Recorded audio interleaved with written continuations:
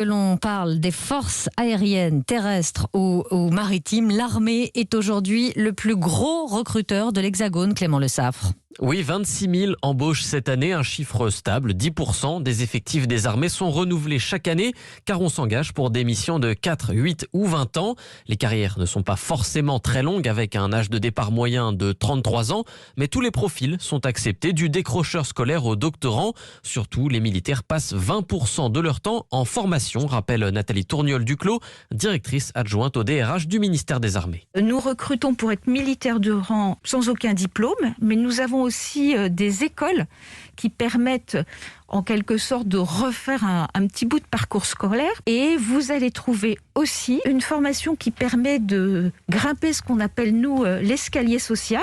Si vous prenez l'armée de terre, la moitié des sous-officiers sont d'anciens militaires de rang. Et l'armée française s'adapte aussi à son époque, puisqu'elle recherche de plus en plus de spécialistes de la cybersécurité, des gens capables de mener la guerre numérique. Et puis le ministère de la Défense continue sa campagne de féminisation. La France possède la 4e armée la plus féminisée au monde. Les femmes représentent un quart des effectifs de l'armée de l'air et 10% dans l'armée de terre. Oui, la diversification et la féminisation des profils illustrés ici par le parcours d'une jeune reconvertie. Elle s'appelle Anaïs, elle est élève de l'école des aspirants de Couët-Quidan en Bretagne. Aude Leroy l'a rencontrée pour Europe 1. 31 ans et seulement 10 mois sous les drapeaux, c'est bien le statut de l'aspirant Anaïs.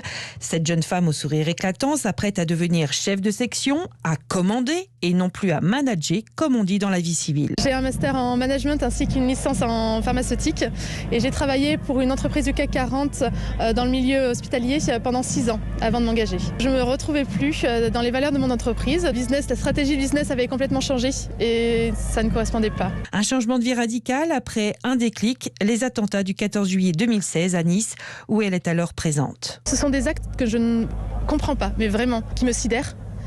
Et surtout, en tant que civil, on se sent démuni, on ne sait pas quoi faire. Et là, aujourd'hui, ça donne un sens à pouvoir agir contre ce genre de faits.